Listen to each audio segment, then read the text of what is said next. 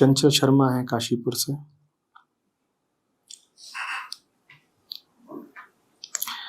कह रहे हैं आचार्य जी प्रणाम। तत्वबोध एवं आत्मबोध में शंकराचार्य जी द्वारा ब्रह्म को निराकार, गुणातीत आदि बताया गया है, परंतु उनके द्वारा स्थापित आश्रमों को शक्तिपीठ कहा जाता है तथा उनके द्वारा शिव, विष्णु आदि पर भी श्लोकों की रचना की गई है। कृपया उपरोक्त संबंध में मार्गदर्शन की कृपा करें।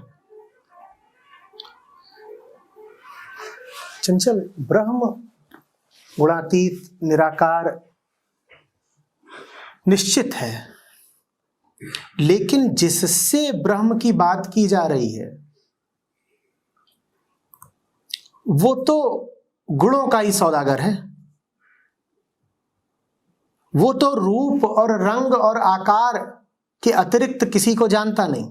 आप जानते हैं किसी ऐसे को जिसका कोई रूप, रंग, आकार, गुण ना हो? चंचल, बात ब्रह्म की जा रही है, लेकिन आपसे की जा रही है। बात निराकार की जा रही है, लेकिन साकार से की जा रही है। तो साकार को निराकार तक जाने का रास्ता भी बताना पड़ेगा ना, नहीं तो बड़ी विचित्र दुविधा है। जो साकार ही है और जिसकी पूरी दुनिया ही साकार है, उसको तुम बार बार बोल रहे हो निराकार निराकार निराकार। वो कहेगा निराकार का करूं क्या, मुझे तो बस आकार पता है। समझो बात को। सत्य निराकार है, तुम क्या हो?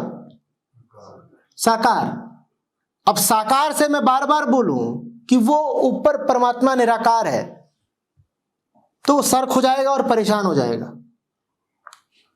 कहेगा भाई जी, जितनी मैंने जिंदगी जानी है उसमें तो मैंने जो जाना सब कुछ साकार ही है। ये आप किसकी बात कर रहे हो जो निराकार है? मैं उस तक कैसे पहुंचूं, कैसे उससे रिश्ता बनाऊं, कैसे उसे पाऊं, पूजा भी कैसे करूं उसकी अगर वो निराकार है? तो साकार को बड़ी मुश्किल हो जाती है। उस मुश्किल के समाधान के लिए बड़ी सुंदर युक्ति निकाली गई है। उस युक्ति की बात आपने भी यहां पर कर ही दी है। वो युक्ति है देव मूर्ति। देव मूर्ति पुल है साकार और निराकार के बीच का। आपने कहा ना कि जब शंकराचार्य जी कहते हैं कि ब्रह्म निराकार और गुणातीत हैं, तो उनके द्वारा स्थापित आश्रमों को शक्तिपीठ क्यों कहा जाता है, और शंकराचार्य जी के द्वारा शिव, विष्णु आदि पर श्लोकों की रचना क्यों की गई है? क्योंकि शिव और विष्णु बड़ी विशिष्ट छवियां हैं, बड़ी विशिष्ट मूर्तियां हैं। वो सीढ़ी हैं, बड़ी नायाब सीढ़ी हैं। ऐसी सीढ़ी जो साकार से शुरू होती है और उसका दूसरा सिरा बिल्कुल आकाश में है।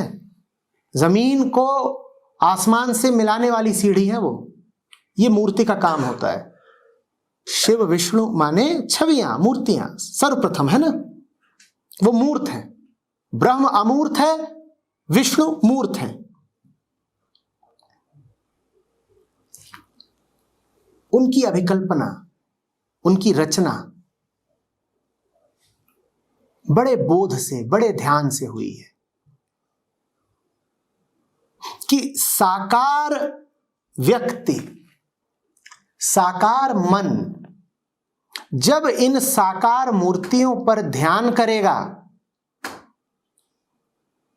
तो वो साकार का उल्लंघन करके, साकार को पार करके निराकार में प्रवेश कर जाएगा, जैसे कि कोई पुल को पार करके दूसरे तट पर पहुंच जाता है।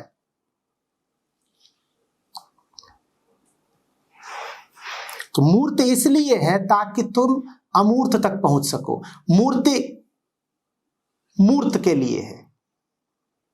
तुम क्या हो? मूर्त। चूंकि तुम मूर्त हो इसीलिए तुम्हें मूर्ति दी जाती है। पर हर मूर्ति से काम नहीं चलेगा, क्योंकि मूर्त तो ये भी है, मूर्त तो ये भी है। जो कुछ साकार हो, जो पकड़ में आ सके, सो मूर्त है। मूर्त तो ये सब भी हैं, हर इंसान मूर्त है। नहीं, कोई खास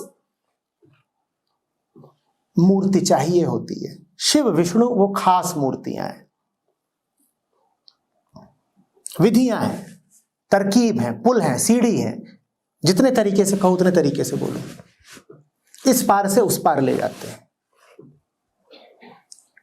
तुम्हारे लिए जरूरी है क्योंकि तुम्हें तो मूर्ति ही चाहिए, तो मूर्ति पर ध्यान करते हो, आगे निकल जाते हो। लेकिन फिर उस ध्यान की एक शर्त है, मूर्ति पर अटक मत जाना। पत्थर का नाम शिव नहीं है। लोग मूर्तियों पर खूब अटकते थे, इसीलिए कबीर साहब आदि संतों को मूर्ति पूजा का कितना विरोध करना पड़ा, क्योंकि लोग मूर्ति पर ही अटक के रह जाते थे।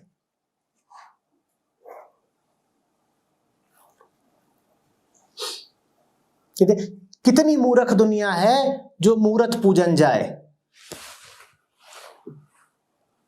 कबीर साहब की वाणी है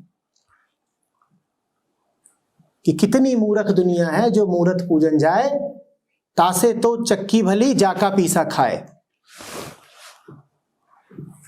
ये जो मूर्ति का पत्थर है, उससे भला पत्थर तो तुम्हारी चक्की का है, कम से कम उससे कोई व्यवहारिक लाभ तो होता है। ये मूर्ति के पत्थर से तुम्हें क्या लाभ होता है? मूर्ति के पत्थर से इसलिए नहीं लाभ होता क्योंकि हमने मूर्ति का दुरुपयोग किया है। मूर्ति थी ही इसीलिए कि उसका प्रयोग तुम निराकार में प्रवेश के लिए करो, लेकिन हम मूर्ति से ही चिपक कर रह गए। तब संतों को हमें याद दिलाना पड़ा कि मूर्ति पुल है, और पुल पर घर नहीं बनाते, पुल को पार करते हैं। तुमने पुल पर ही पिकनिक मनाना शुरू कर दिया, पार ही नहीं कर रहे।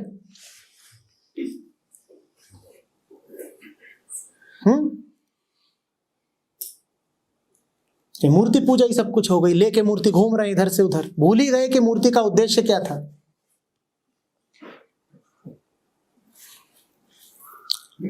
ठीक है चंचल।